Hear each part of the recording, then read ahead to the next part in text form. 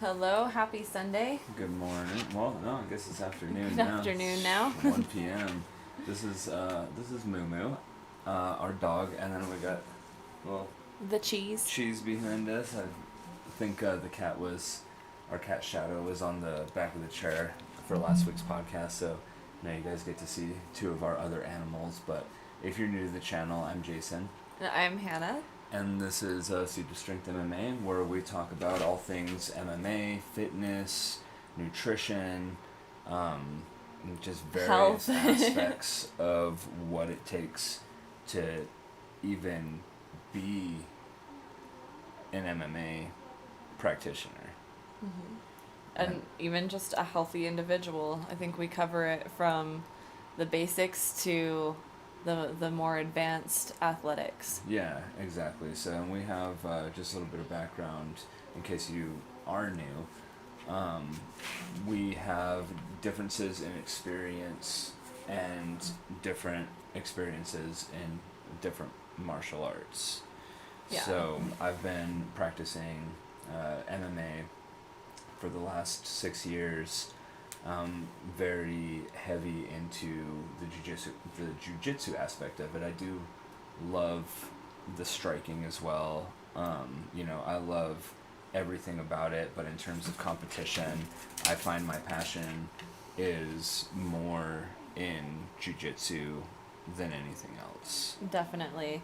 If you just look at footage of us rolling, it's smiles the entire time. Yeah. And I can see it on the mat too. I can see it from the sidelines when you're coaching, that you have the most fun teaching the kids how to roll.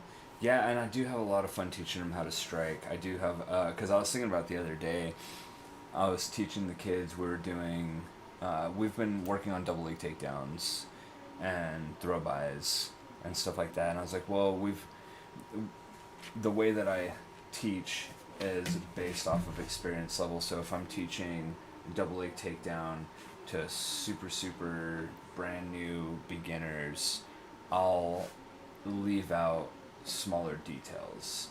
And so the approach, at least the one that I like to take, is okay, just grab the legs, get the position. This is your position that you need. This is what you need to do, and I try to break it down in 3 steps. And then I'll go into a 4th step with a little bit more advanced, or once they get the double leg takedown, once I know that they have it, at least the concept. So I try to teach conceptually, and it's okay, well, this is how you're going to have a higher success rate. This might get you the double leg takedown sometimes against someone that doesn't know how to defend against it, or against another beginner, but you got to know how to do it against someone that's better as well, or that's a little bit higher on the belt level than you are, has been practicing a little bit longer. So then I teach them how to cut the corner, and then I teach them the various aspects of why they would even want to cut the corner in the first place. So I've been teaching that for the past couple weeks, I think, and then I realized, man, I don't need to just be teaching the jiu-jitsu, because normally, my instructor, my sensei, will separate me and the other coach and himself, and then we'll take just various groups of kids, and just depends on what we want to do with those kids.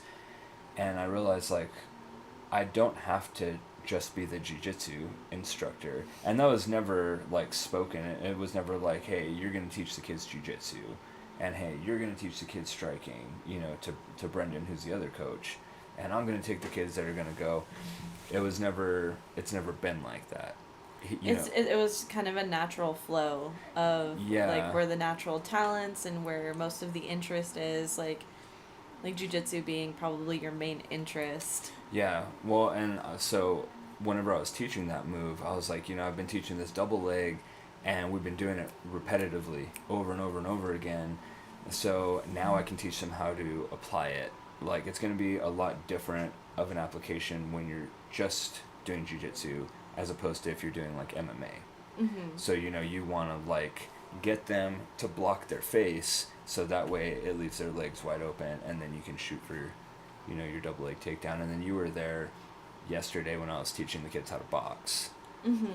You know, I was teaching them like the proper form. I had them throw their jab out and then just hold it there so I could see like if their jab was down here or if like their fist wasn't turned over, you know, or if they weren't rotating their hip into it. I really liked that, the way that you had all of them pause at the end, and then you and Coach Brendan could walk around And just kind of and fix them up like a and mannequin. just like kind of, yeah, this is like the kids mannequin challenge. But yeah. it was really cool because you were able to see, even in some of the upper belts, that you could like miss if you're just watching them do it quickly. You could miss certain things in their technique, but this is a great way to get the lower belts to master it because they're not used to it, and then the upper belts a way to perfect it. Yeah, and it's just like you pause and then you study like every single little aspect of your body. And that's a hard concept, I think, for kids to wrap their head around, because it's like you don't really start thinking that like your arm and your leg are technically attached to each other. It's mind-muscle connection, and honestly, this is something that adults haven't mastered unless they spend a lot of time trying to master it. So, like, weightlifting is one way to really master a mind-muscle connection, if that's what your intention is when you go into every weightlifting session. Yeah. And the same thing could be said for jiu-jitsu. Like, as someone that hadn't done any grappling or a whole lot of grappling, and then I get back on the mat recently, I'm like, the next couple of days after we roll, I'm like, oh my gosh, I think every single one of my muscles is activated, because like every one of them is hurt or is hurting, not like hurt, but like sore. Yeah. So and one of the issues too is that with anybody, it's hard to slow down. It's really hard for people to just slow down and like really work on perfecting their technique. You know, you wanna be cool, like when you're throwing your stuff and you're shadow boxing, like especially for kids. And that's the thing that like people don't like understand, I think, is that anybody can look impressive on pads. I think. Yeah. Like, it doesn't take... I mean, it takes a lot of hard work to look impressive on pads, but it's a lot easier to look impressive on pads than it is to, like, you know, imitate that movement and stuff like that, like, in a fight. And people just, like, a lot of times people want to do really flashy stuff to the point where, like, they just forget about the basics. It's like, okay, well, let's throw a 16-punch combo. It's like, yeah, no, that's cool and it's good to practice, but, you know, it's not, if that combo doesn't incorporate at least some of the basics, it's like jab, cross, hook, elbow, knee, kick, you know, whatever it happens to be, it's, if it's just full of flashy stuff, that's the kind of stuff that it's impressive, but in terms of like competition, the chances of it working are a lot lower than just the basics. How many times have you seen someone knocked out with just a good, decent hook or a cross? The basics, you know.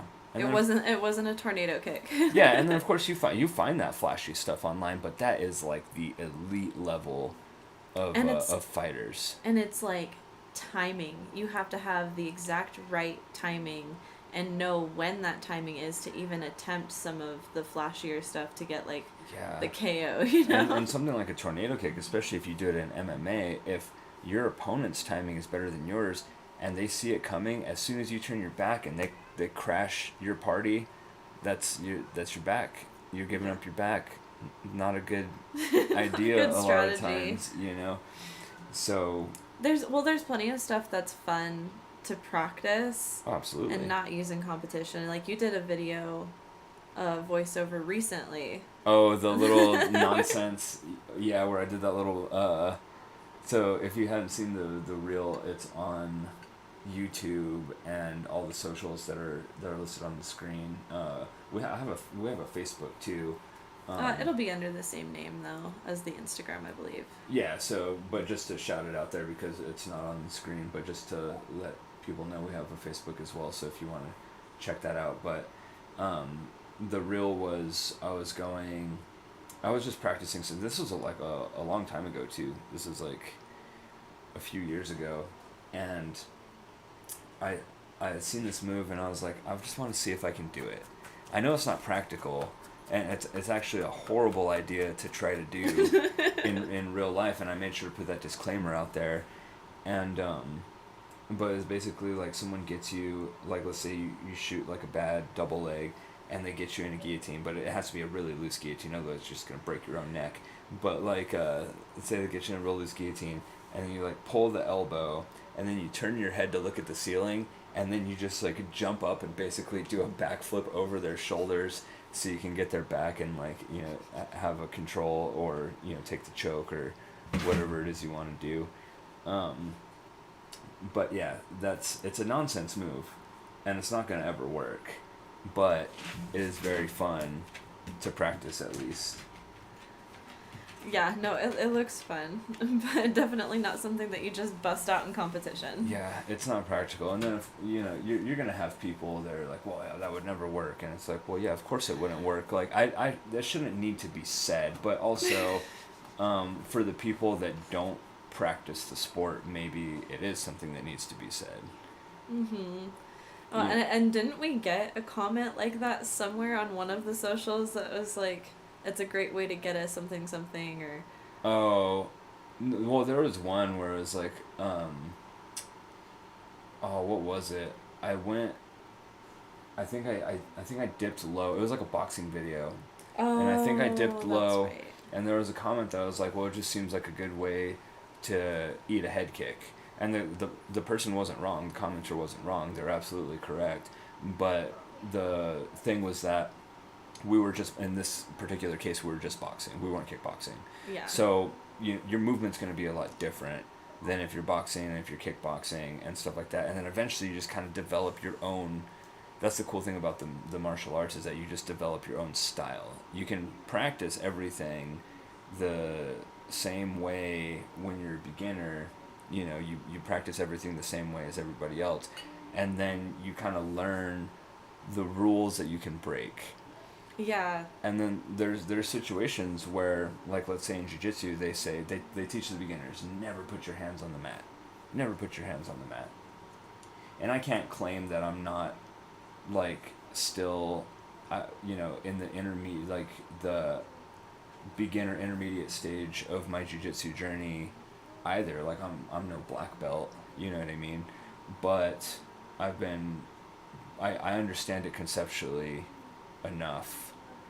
You know, I feel like at least my understanding of jiu-jitsu is at a higher belt level than my practicing of jiu-jitsu.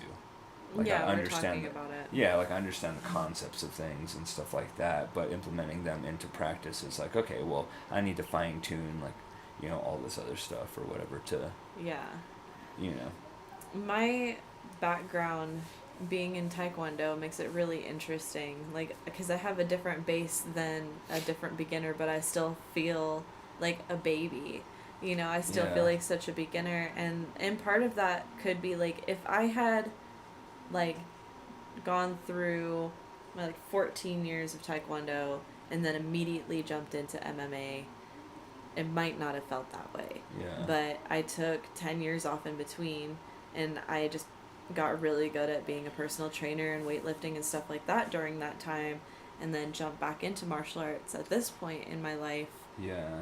I feel like a baby, but other people at the dojo are not looking at me like a baby, like other beginners. Oh yeah. And I have to like take that into account because like I was sparring one of the girls there, and she was just like, "Are you a beginner? Like, have you done this before?" I'm a beginner in this sport. And I was like, I have a second degree black belt in Taekwondo, but I took a lot of time off. Like, I was like, I took 10 years off in between. Yeah. And she was just like, your kicks are really good. Like, your balance is really good. So I'm definitely, like, it's like riding a bike. And that's what she said. She's like, oh, so it's like riding a bike. Yeah. Because, you know, It I'm kinda standing on is. one leg and I'm like got balance for days and I still have Yeah. kicks. It's just like my body isn't developed the same way as when I was like leaving taekwondo. Yeah. So I don't have head kicks anymore. My hips need a lot more mobility Yeah. and probably a little more strength to start getting those head kicks again. Yeah.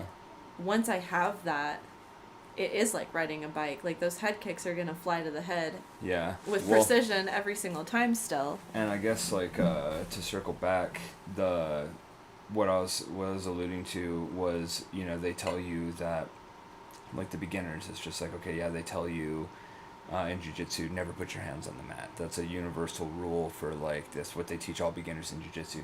And then you start realizing like, but the reason why they tell you that is because like if you're in a closed guard and you know you get your hands on the mat, then you're open to like attacks like kimuras and stuff like that, you know what I mean?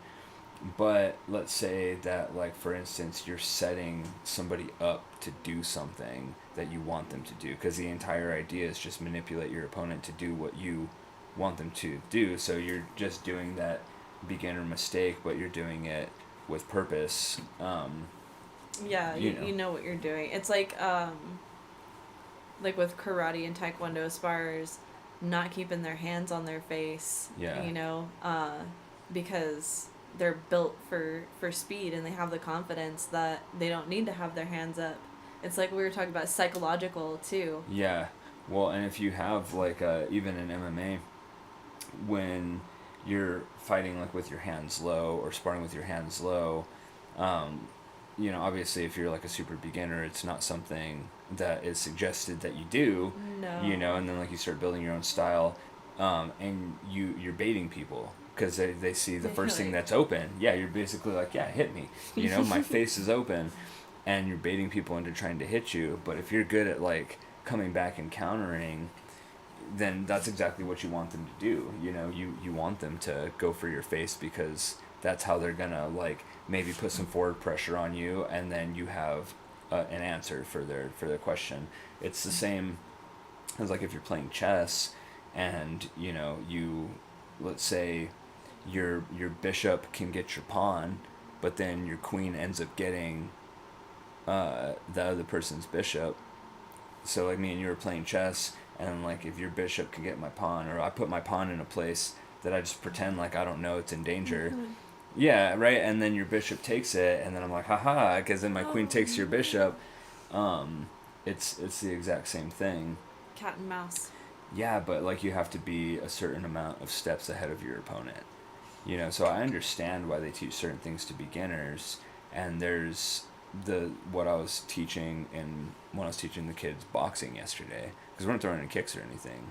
I mean, we did it when we were going up and down the mat, but whenever I had them all just striking, because a lot of kids like they're still just throwing arm punches. They're pretty good with their jab and their cross, but when it comes to their hook, they're just throwing the arm punches, and it's like, no, dude, like your power is gonna come from your hips in this chain, this kinetic chain here, between your shoulder and your hip, you know. So you got to pivot on that foot, and you got to get that, and it's the hips are probably the most important thing, like you were talking about, in terms of flexibility and mobility to kick people in the head and stuff like that. But then also just the strength, because you have to have good bridges in jiu-jitsu to Absolutely. get people off of you, or to even get them in certain submissions. You have to just have like powerful hips. Well, and balance and control are huge when it comes to both grappling and sparring. And it's like, it's one thing to just have balance, like really good balance, but having power while you have balance at the same time, Mm-hmm. like those are super important things. It's like, yeah, I could stand on one foot, but can you kick somebody with one foot and then stay stable and not have to recover when you put your foot back down?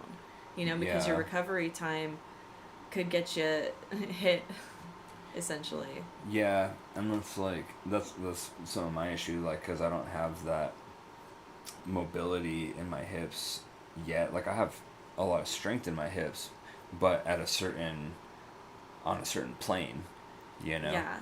Well, and that's what I think mobility comes down to, is just like how strong can you be in flexible positions. And that's where injury prevention comes into play, specifically with jiu-jitsu. If you can get strong in your lengthened positions, then Yeah. you have joint protection. Yeah, and that's the arm bars and the knee bars and um the uh ankle locks So and yeah, things like that. like you think about what an injury is, like specifically jiu-jitsu style injuries, it's when, Hyperextension.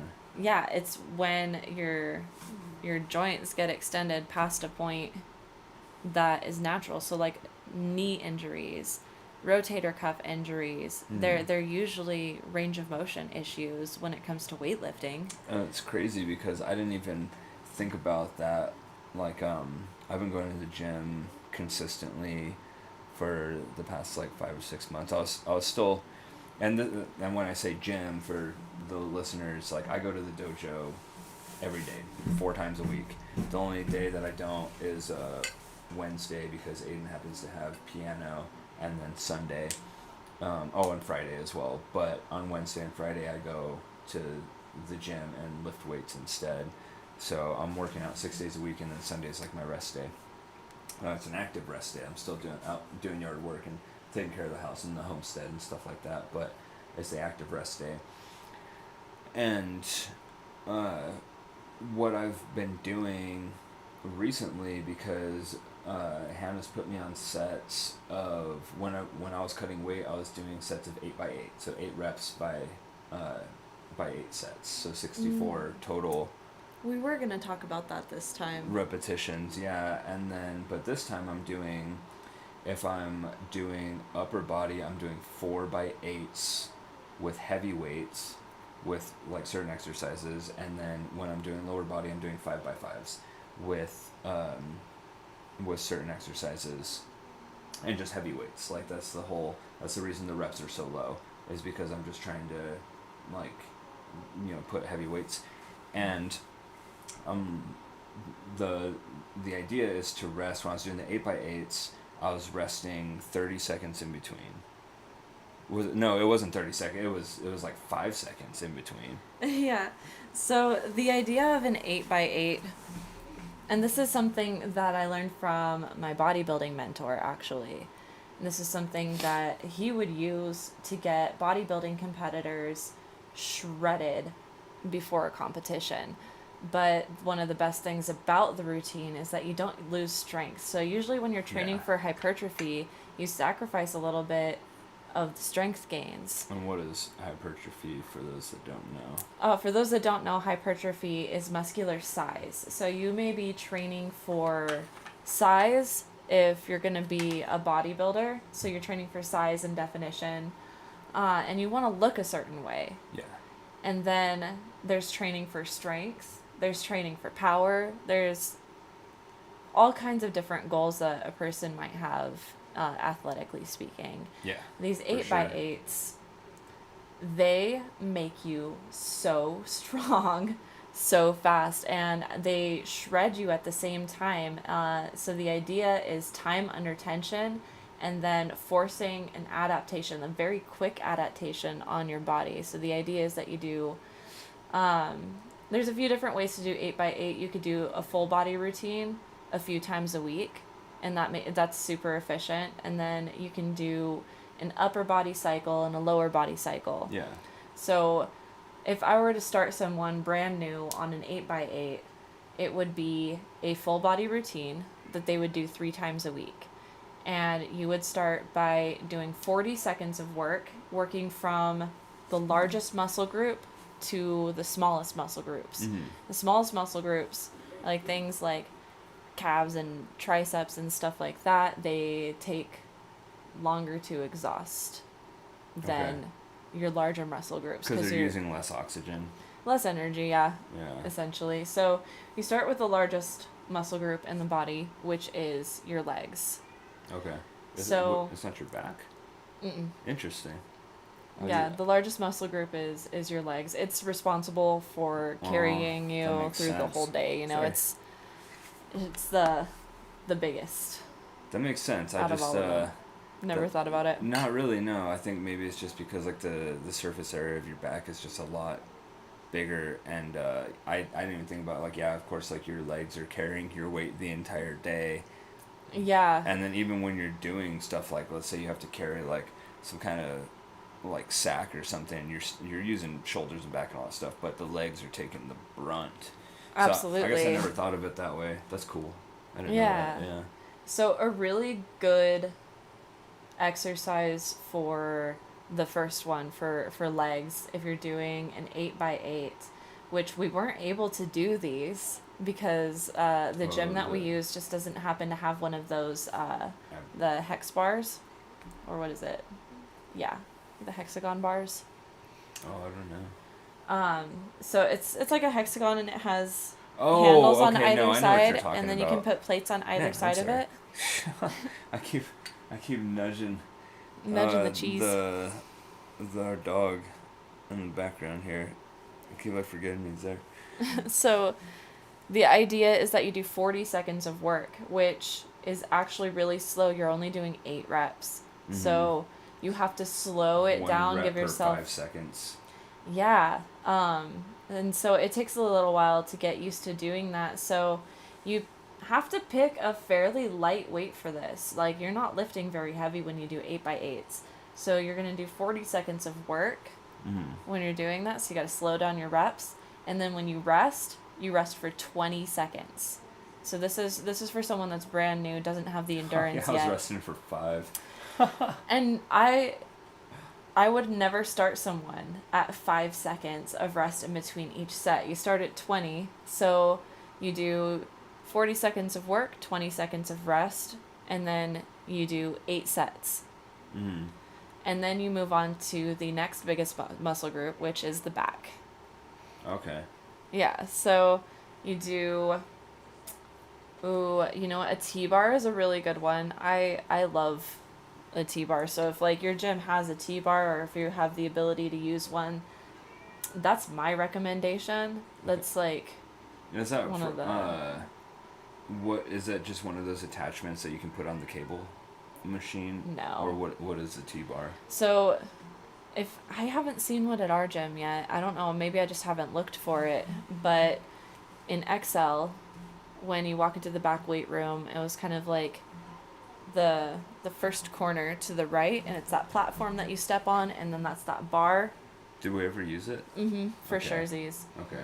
And it's one that people have a difficult time getting the form down, because everybody's form on a T-bar looks a little different, because it's like it's totally dependent on Oh, I do your- remember that. yeah, like your leg to torso length differences. Like your Yeah. ratio is going to be different than another person's. So in order to hit the right muscle group, your stance is going to look way different than my stance, because we have like a significant height difference. And like structurally speaking, I have more leg than I do torso. Yeah. And like you're long-legged, but you're also long-torsoed. Yeah. Well, oh, sorry, go ahead.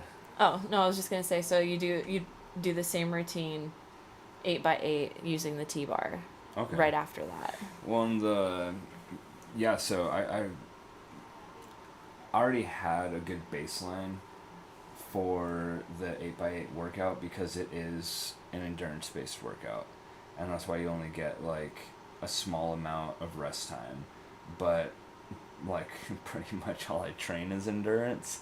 Like I train a lot of endurance. Even one of the parents I saw Thursday. It was either Thursday or Tuesday, but I saw her. I think it was Thursday, but I saw her, and I was like, hey, how's it going, Sugar? And she's like, hey, coach, how you doing? I'm like, good. And her 2 kids had competed in AGF, the American Grappling Federation, on the 25th of October. And, one of her kids got first, and the other... Well, actually, both of her kids got first. Both of her kids got first. It was their first competition they'd ever done, and they did really well. And she knew that I had a super fight coming up, like, a couple weeks later. And then she was asking me about, like, how the super fight went. I was like, well, it ended up being a draw. Nobody tapped the other person out at the end of 8 minutes, and her jaw just dropped. She's like, 8 minutes? And I'm like, yeah. She's like, I was like, yeah, so nobody tapped at the end of it, and then she was just like, your endurance is just like off the charts. You weren't even tired, dude. Like, it's off the charts, and that's exactly how you want to be, though. That's like an Yeah. insane amount of endurance, and I know how uncomfortable it is to build that endurance. Like, so that's one thing that Yeah, bro, anyone you gotta can get. say about you is that you have the ability to work through anything that's uncomfortable to hit the goal that you're trying to hit. Yeah, you gotta be thrown in the fire for that to happen because it wasn't always like that. Like, I used to get just smashed, and if you're ever gonna start, there's no sugarcoating it. Like, if you're ever gonna start like MMA or jiu-jitsu or anything like that, like, prepare to get smashed. Like, and don't go in with an ego. The worst kind of people are the ones that are like, yeah, dude, I got like 200 street fights, and like I want them all 200-0 on the streets. It's like, well, all right, buddy, like that's cool, but this isn't the streets. Well, and the really scary thing that I see, because there's a lot of people with that mentality, when it comes to martial artists that post. I've seen it a lot on Instagram. This is a huge thing on Instagram. And it's actually really weird and a little bit like scary if you think about it. But people like to talk about, like, well, that wouldn't work on the streets when it comes to martial arts content, Oh, people when specifically it's posting jujitsu. and especially when it's women posting jujitsu, like self-defense. And men are like, I would Or beat just, you, or I would I would kill do you. it anyway. Like, yeah, they say like some of the most abhorrent things to women on the internet that train martial arts, like way worse than the things that we're saying. Like, our examples are very light, even though they sound serious. They're very light in comparison to the things that I've actually seen people comment. Yeah, and I feel like those people, like, I like when the female martial artists just oust those dudes. I think Oh, that's absolutely. like the funniest thing. Put them And on blast. yeah, and it's crazy because how are you gonna say that kind of stuff like on the internet of all places?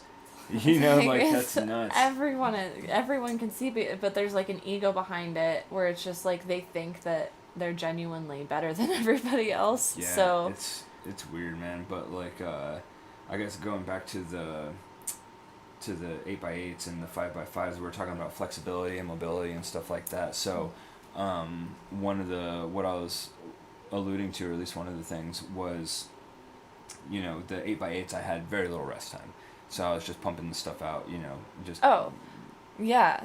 So like the progression of an 8x8 would work from 20 seconds, and then when that person gets really good at 20 seconds, it drops to 15, Mhm. and then it drops to 10 seconds, and then Yeah. it drops to 5 seconds of rest. So we just immediately put you on 5 seconds of rest because your endurance was naturally so Well, high. I think we started with 10 seconds of rest, and then it ended up being Too much rest. too much time because when we train at our dojo, our sensei doesn't believe in rest rounds. I mean, like that you know that's not as bad as it sounds. Of course, like if you're a beginner and like you know how to pace, like he's gonna work with you at your pace.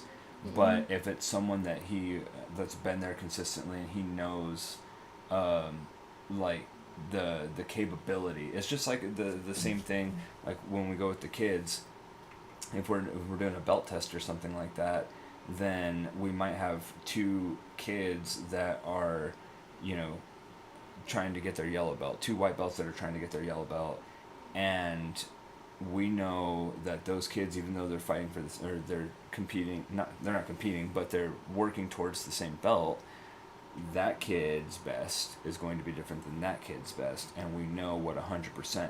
So as long as you're giving 100% at the dojo, that's all that can be asked for. If you're in a fight camp, you have to give 120% because, you got to take it seriously. But no, what I was alluding to though was since there is a little rest time in between the 8x8s, I've gotten more rest time in the 5x5s and the 4x8s that I've been doing because now I'm doing 2-minute rests. And I do 2-minute rests because, like you want to be able to continue to lift heavy.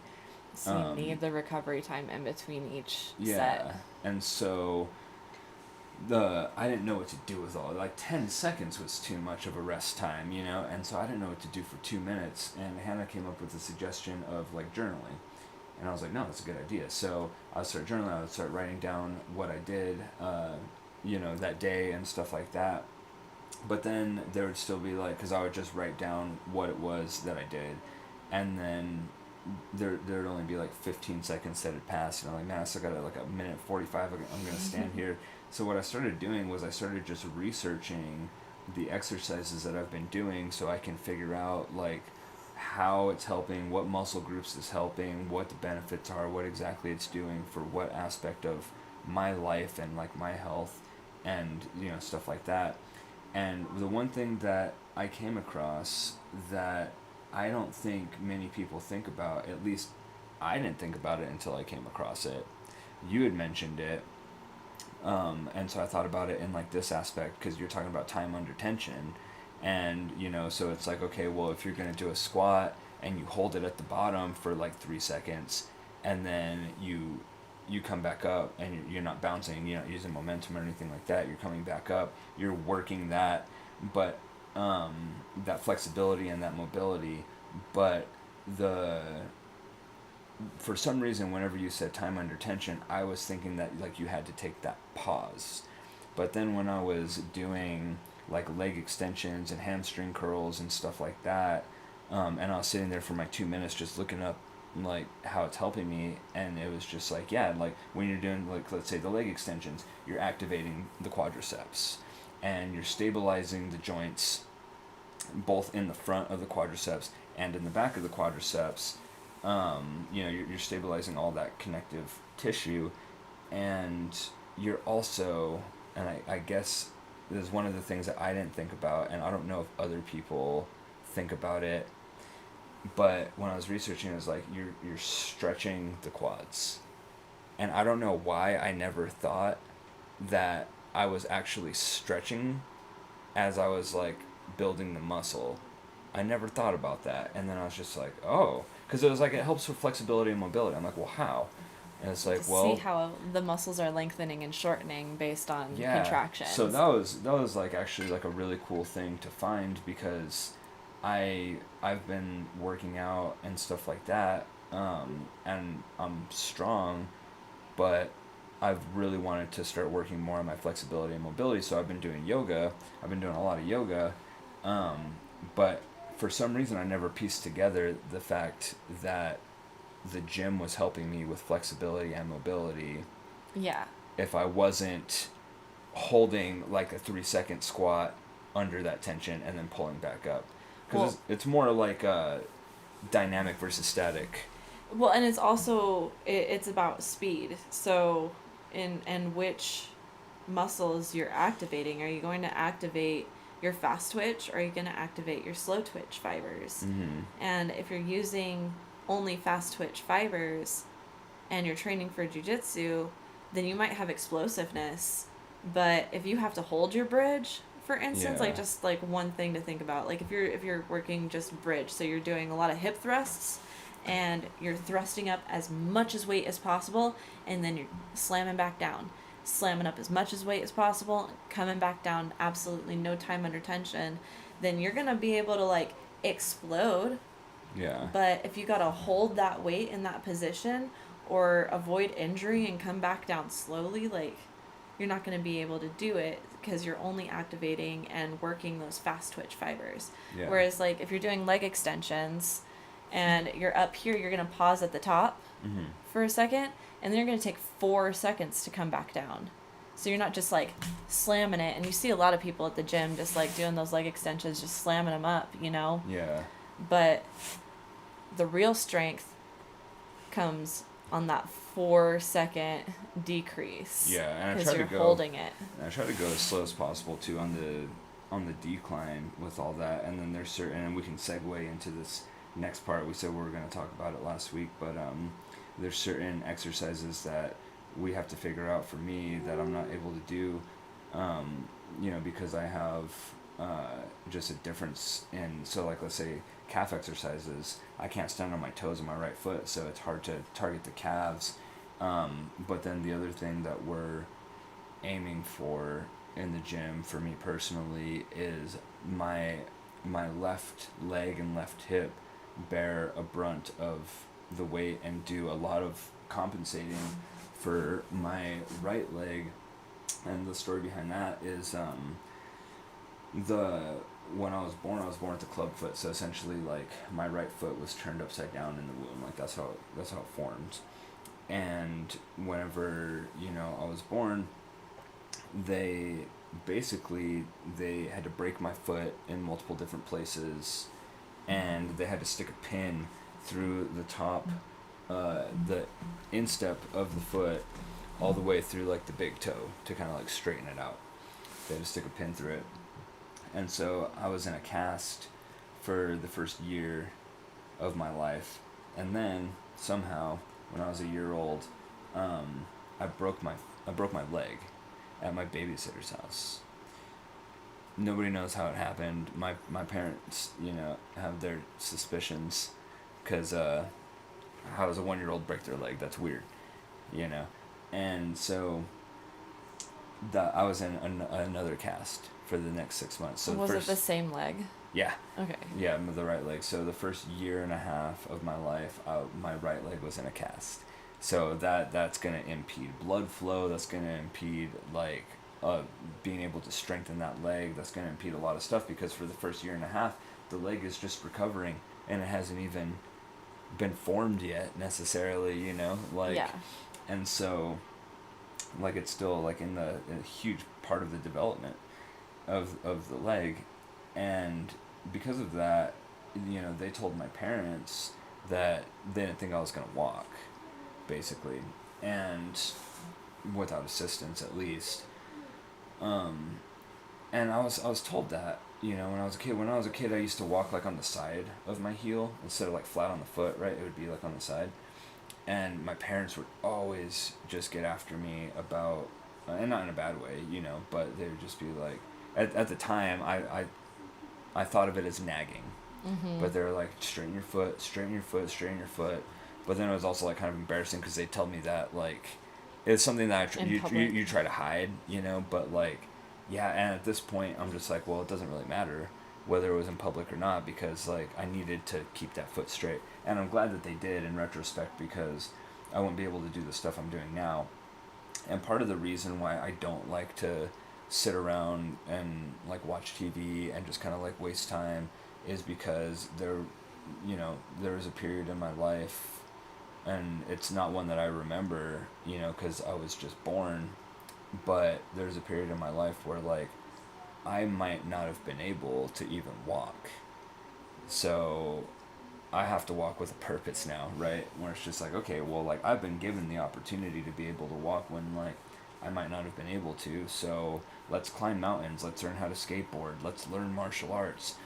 And whenever, like, I think you've told a couple people of the clubfoot thing, and they were surprised that I even became a martial artist, because you need a lot of on the toes bouncing. And if you've ever seen any of, like, the footage, I might have, like, some footage of you know, sparring and stuff like that. Like, I can move fairly decently in and out and side to side, you know. You have adapted this way of instead of pivoting on that foot, where you take a step. I take a step first, and yeah.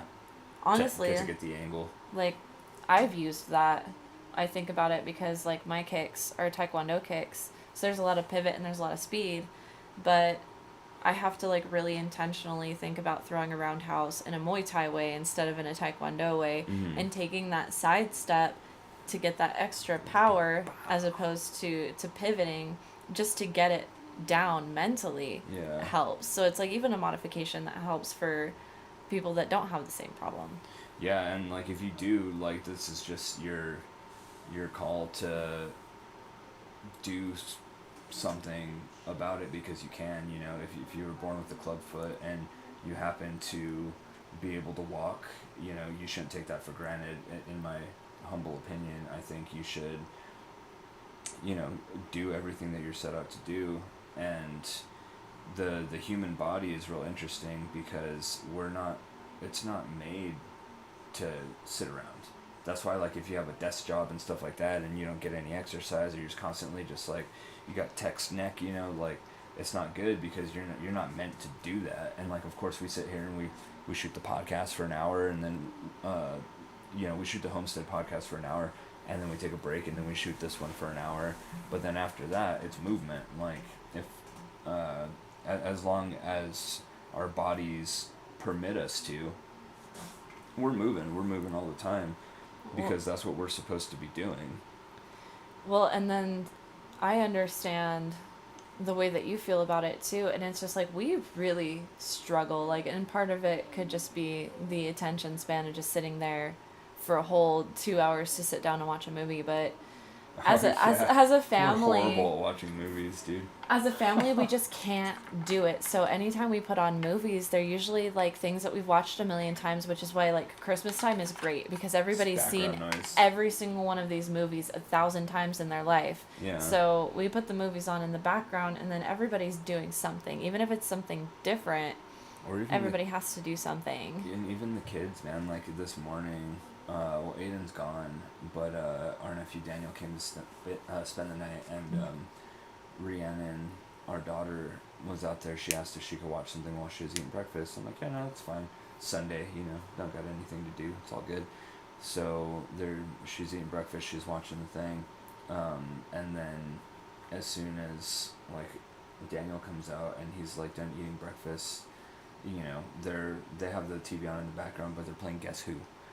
Mm-hmm. They're playing a board game, and like, her and Aiden will do the same thing, which is like, okay, cool, like we're done eating, we watched this, let's go play. When I was a kid, I was glued to that TV. I was glued to video games, and like some people might not know, bro, I was 200 pounds in 6th grade. 200 pounds. I'm 150 pounds now. I'm 6 foot tall. I was in 6th grade, and I was like way shorter than I am now, of course. And 50 pounds heavier. Like, I would probably be considered, I don't know, like obese or pre-obese. I would say that you'd probably be in the obese category at that age. That's crazy. Depending on how tall you were. Yeah, I don't know. Would you say that you might have been like Daniel's height? Because Daniel's a 6th grader. Probably. Maybe a little bit taller. No, I don't know. Daniel's pretty tall, so I'd probably... He's a fairly tall 6th grader. Yeah, so imagine that dude being 200 pounds. Yeah, right now he's like... He's 110. 110 pounds right now. And he does not look 110 pounds. Like, he's just a really sturdy kid. Yeah, he's dense, bro. But which makes him, like, really annoying for other people to grapple. Yeah. All the other kids, but I understand too, and I think that that's the example that we set for the kids, because like we can't sit there on technology for hours on end, so it's like the environment isn't conducive to just sitting there playing on technology for hours. Like we set the tone. And even when I was sick, I had a hard time just sitting there watching TV. I would do a lot of crocheting. Like, how much crocheting did I do in the past year? Because I was so sick this year. Yeah.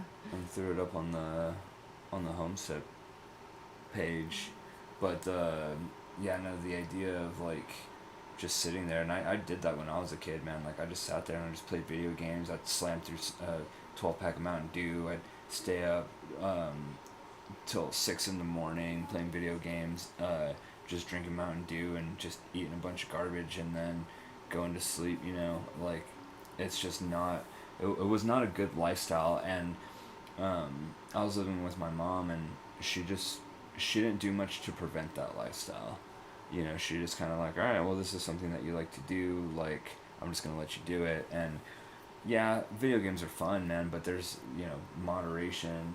Not to sound cliche, but they say moderation is key. It depends on what you're doing, obviously. Like, there's not going to be a moderation for, like, certain things, like, at all. Like, but if you play video games, like, an hour or two on, like, the weekends or whatever, like, that's all good. That's all fine. And for some people, it really is their main hobby, is, like... Yeah. is playing video games. My mom's one of those people. Like it's one of her main hobbies. That and crocheting are the two things that she does the most. Yeah, which is And like to each their own, and I'm not knocking video game players, but if you're a parent, like you shouldn't just let your kid just sit there and play video games for the entirety of every single hour of every single day and not make them go outside and be creative even if they stay inside. It's like, all right, like let's put the games away and like, we'll see. you know, play with toys or whatever it is. I think it's not just moderation that's key. I think it's variety. A variety of experience is kind of just key to development in kids in general. Yeah. So just all kinds of different experiences. Our kids do so many different things. Yeah. And they're always constantly wanting to try new things, and that's an example that we set.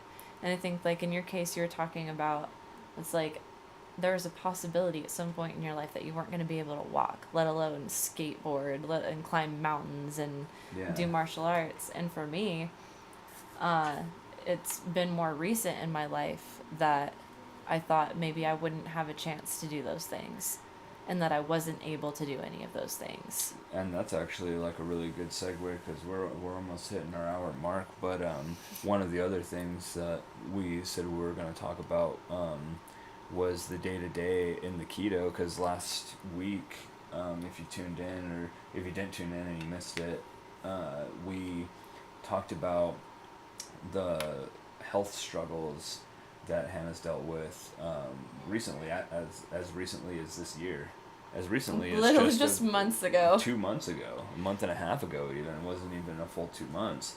Yeah. And what you missed, if you did miss that episode, was that Hannah has started doing a ketogenic diet. She's been doing it for a month and a half, and ever since then she's been seizure free, and there's a lot of other ailments that she was dealing with that have seemed to either lessen or lifted completely.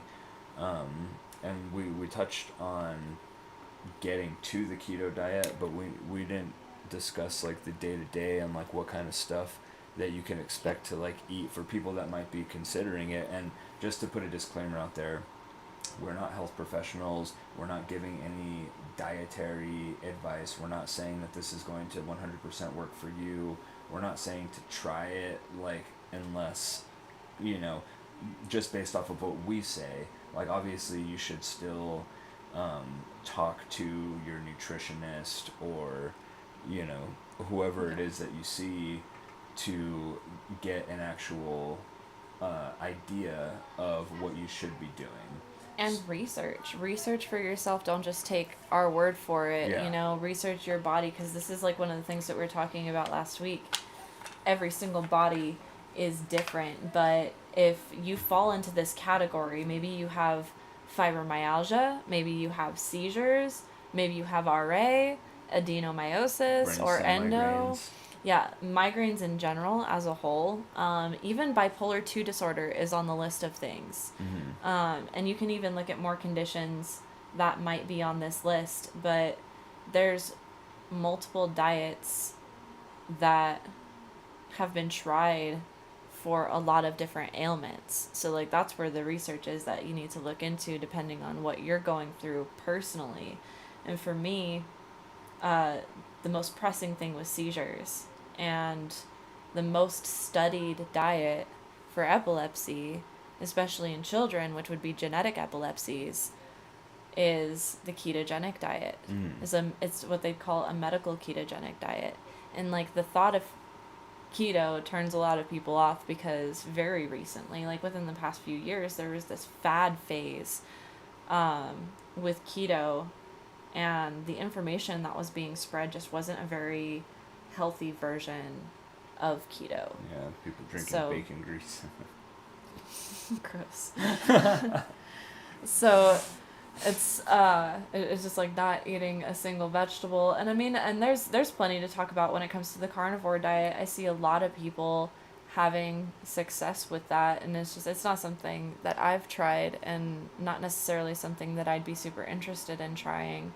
And it was one of the reasons it took me so long to get to keto in the first place, is because like it sounded ridiculous from a professional standpoint. It's just like you're going to restrict something, but the science behind it, which is probably something for another episode because there's a lot to that, but Yeah. it makes a lot of sense as to why. And I guess the dumbed down version of that science is that you have different ways of forming energy, of building ATP, which is your body's energy unit, essentially. Adenosine triphosphate, for those who don't know. I was gonna say if you care, but like I was Oh, gonna no, say even if you don't. It's still adenosine triphosphate. Sure is.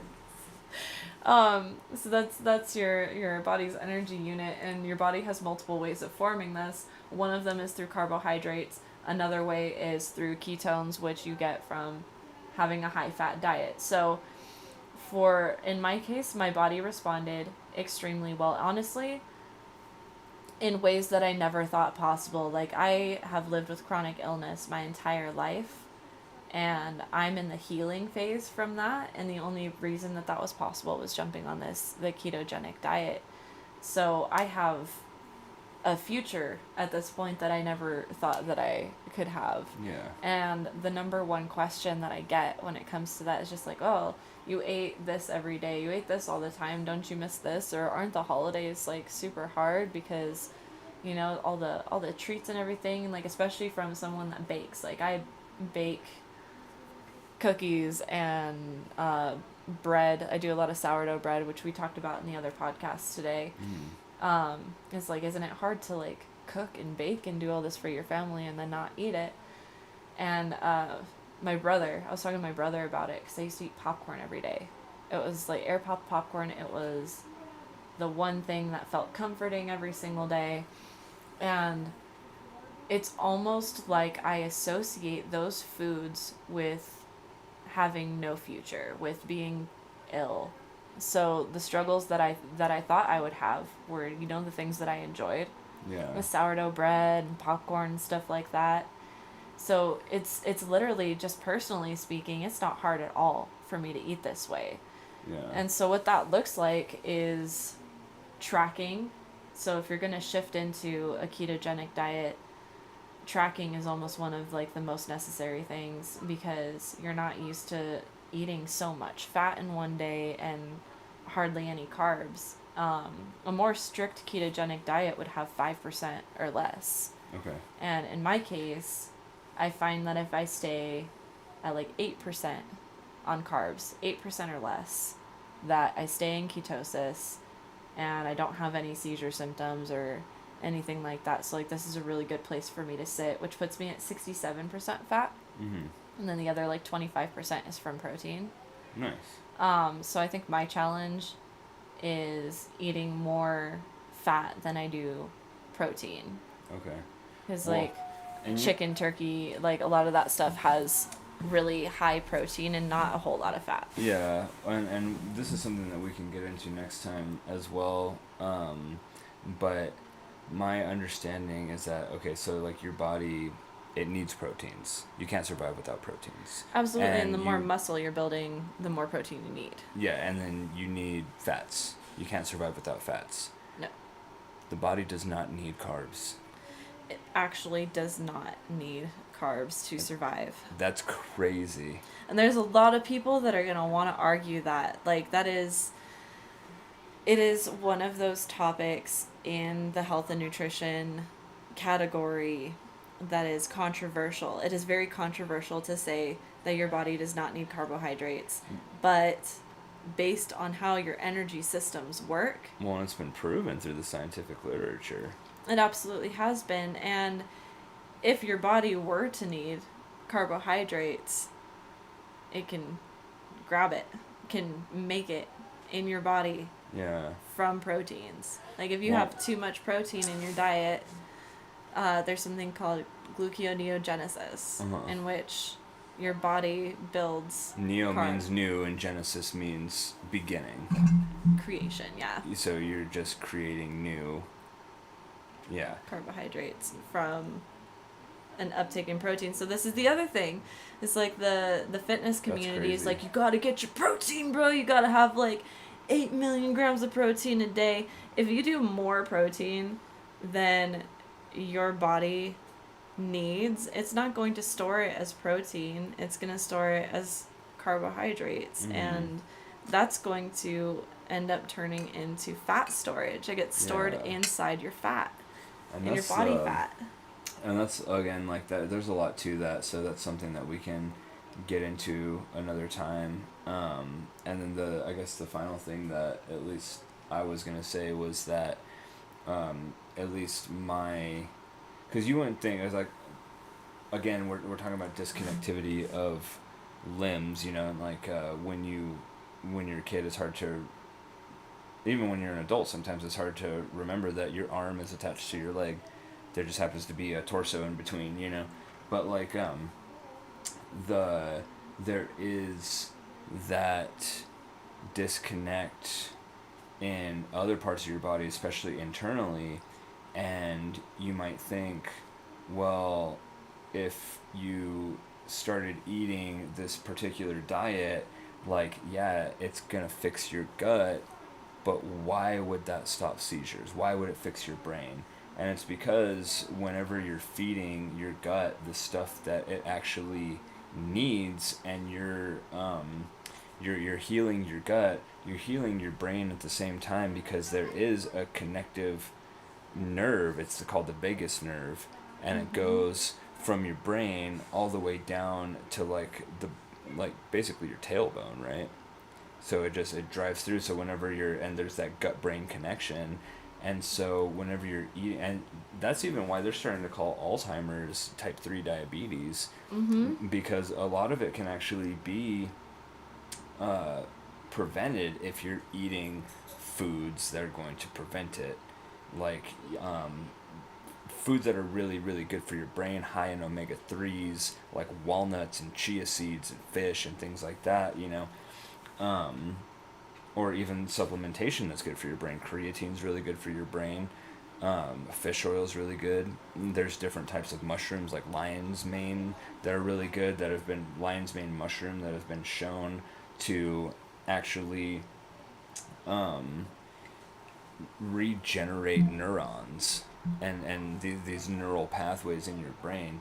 So it's really cool, but I just wanted to throw that out there, because you might not think that your gut and your brain are connected. There's a whole gut-brain axis, But yeah, but they are connected, and so again, like, that's the thing. You're feeding your gut well, and it can fix your brain, and I think that's why that all these other symptoms have alleviated. It's like, okay, well, like the depression that's lifted because you're fixing your brain. The seizures because you're fixing your brain.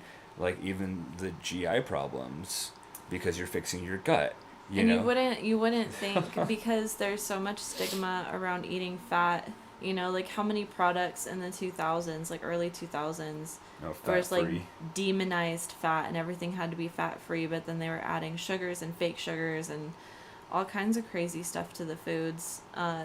Instead of fat, to make them taste good, and it was never actually something that was good for us, is just to take that much fat out of the diet. And to be crystal clear too, there are healthy fats and there are unhealthy fats. If you're getting your fats from nuts and seeds and avocados and things like that, healthy fats. If you're eating a bunch of trans fats that are produced in canola oil or vegetable oil, if you go and you're eating fast food, first of all, vegetable oil is not good, and second off, like, they haven't changed that vegetable oil in those fryer vats in the last 50 years, and you're consuming that, and it's crazy, because you have one body, right, and you can't get another one. There's no such thing as a body transplant. And it's like so you gotta take care of what you got. When you feel miserable, when your body aches and you don't have a whole lot of like quality in your life, the food tasting a certain way and being what you're comfortable with feels more important at that phase than it does on the other side. So it's hard to motivate yourself into something like this, because like people say it's extreme. It's like, well, seizures are extreme. RA flare-ups are extreme. Not being able not being able to get on the mat. But it's crazy because like things that I dealt with my entire life, like I struggled with endurance and catching my breath. um, Air hunger was a huge symptom that I had multiple times a year for these phases of time. And these are all things that I don't struggle with anymore. So like there were Yeah. times that I was like healthier than I would consider myself now, that I couldn't get through a session at the dojo the way that I am now. Yeah. And like the recovery time was a lot longer. I'd go to the Oh dojo yeah. once or twice and I'd need like 2 or 3 weeks to recover from it. And like this last week I went 3 times in a row. Yeah. It was like Saturday, Monday, and then Tuesday. Yeah. No, exactly. And so it's been really awesome to be able to like have that experience, because at one point Sensei asked me, I was just like, yeah, dude, I'm gone like 13 hours a day, and then because I work it's not your stereotypical 9 to 5, but it's essentially a 9 to 5. I work as a plant pathologist over at New Mexico State University, um, and I work as a program manager. And after I get off work there, I go and pick Aiden up from school, and then I go to the dojo and I coach.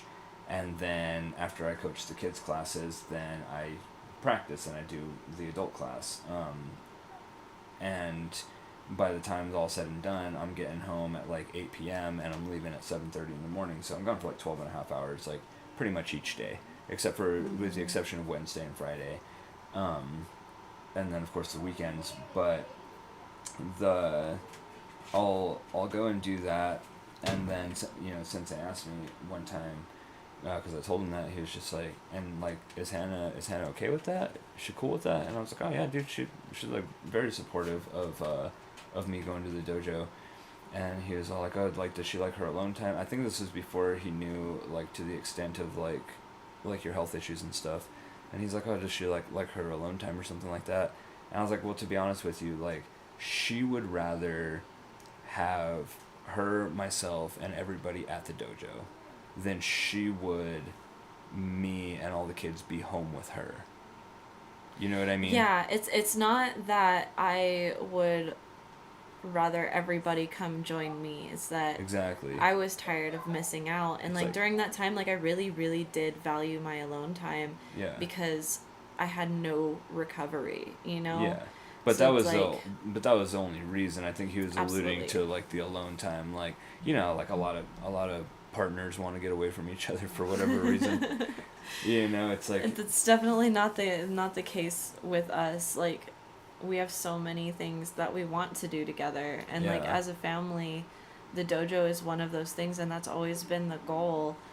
And it was something that you believed in, that you saw coming more so than I did, because like it really felt like this decline that I was hitting with my health, it would take a full on miracle to turn it around. And that's what this diet feels like. It Yeah. feels like Well, I and woke up one day in a different body. and as a manifestation of thoughts, because whenever you're the one dealing with the and we'll sign off here in a second, but whenever you're the one dealing with the actual stuff in the first person, and you're the one that is consistently sick and stuff like that all the time, you have to focus on the day to day. It's hard to see long term into the future. So if you're the partner that is not dealing with the sickness, then you have to hold the space for that person, for the future. You have to hold the space to believe that that person is going to get better. And I've even told you, like, at a couple points where I was just like, you just worry about today and tomorrow. I was like, and I will hold the space for the next 5 to 10 years.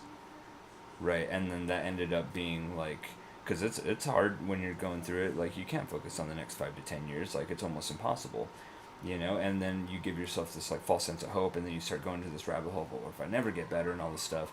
And like me, I wasn't the one that was sick, and I truly just believed in my heart of hearts. I was just like, no, it's not supposed to be like this, dude. Like, it's not supposed to. And it's intuition.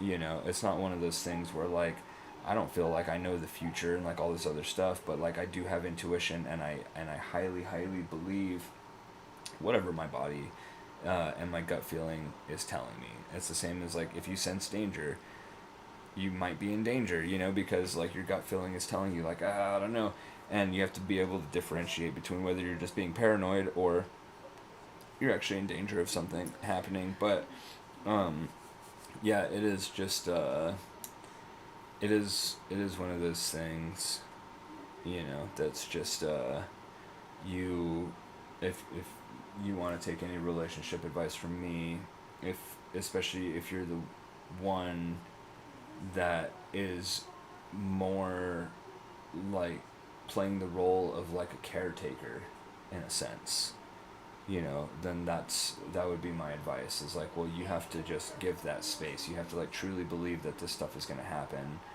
and that your partner's going to get better. And then that also puts, because you can't just wish it and it comes true, but that puts the drive behind researching how you're going to make that a possibility. And it was beyond that, the way that you showed up, and like you didn't take it personally if I couldn't get stuff done. You didn't take it as like, oh, well, you don't care that I've been working all day.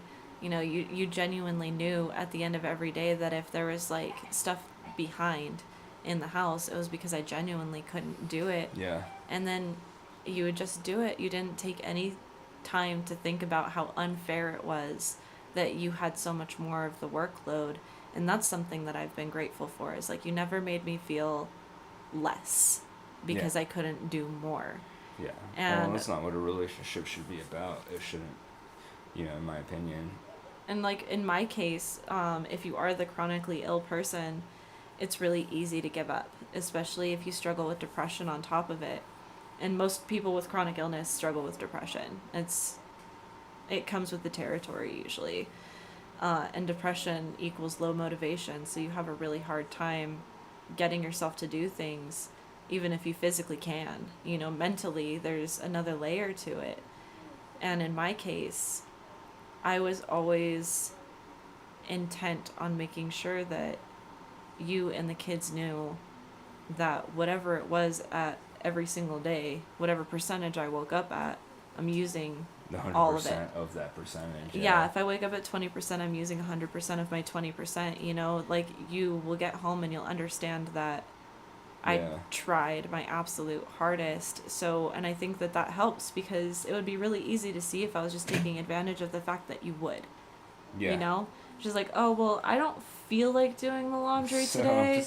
I'm just going to wait for Jason to get home to do it. Yeah. So I've never had that mentality, and I think that that's what helps. So it's just like, and the other thing, relationship-wise, from being the person that's chronically ill and like depressed, is not taking that out on you. It's not your fault. So like I never snapped at you just because I wasn't feeling well. Yeah, and that's a huge thing too, because then it makes you, like, the other person feel like, come on, dude, I'm doing all this stuff, and then I'm doing the best that I can. Like, I can't fix you. Yeah, but and then we can kind of sign off on that note.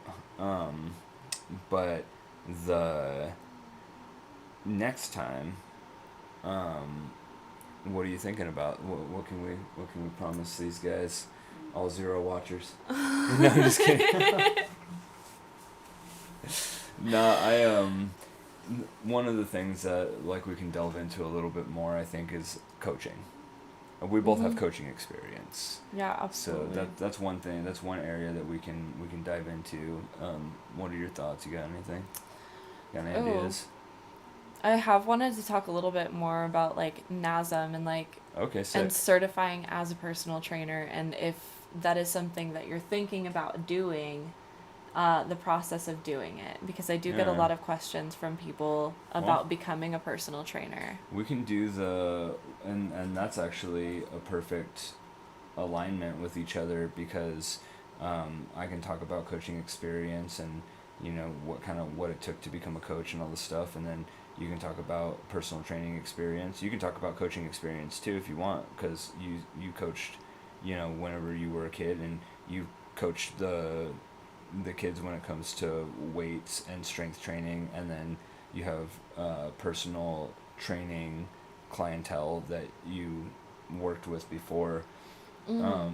So that's just another aspect of coaching as well. So And then I wanted to also at some point mention the nonprofit that I've been working with that okay, just yeah. recently got started. And we'll throw that link down in the description too if you got a link. Yeah, I think I'll have to check in with Matthew. He's the owner of the company. He started this nonprofit. Maybe we can get him on. Yeah, we've been talking about getting him on at least virtually. He can video chat in, but he's started something called eudaimonia agape, and I forgot the exact meaning of the phrase, but it's meant to provide personal training and health services to people that can't afford them. Oh, sick. So through it, I've done a little bit of virtual coaching. I've helped a couple of people out, and then kind of referred back to the nonprofit, but it's in its very early developmental stages. I started like helping with the website and stuff, so Yeah, it'll slowly pick up, but it's definitely something to talk about. I'm down. And we'll write all that down as we, because I'll forget by tomorrow. I'll forget the second we turn this off.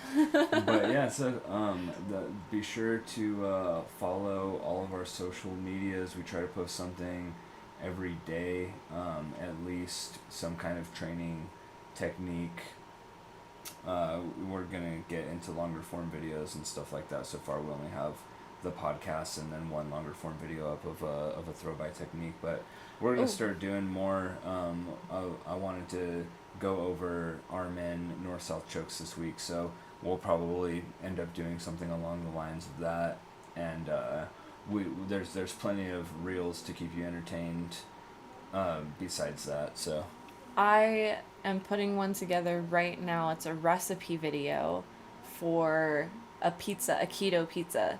So if sick. you want to know a little bit more about how I keep things creative and fresh while eating a limited diet, it's a really good recipe to start with. And are you going to post that on this page? Mm-hmm. Okay. Yeah, this one will be, because I post recipes on our Homestead page for like sourdough bread and stuff like that.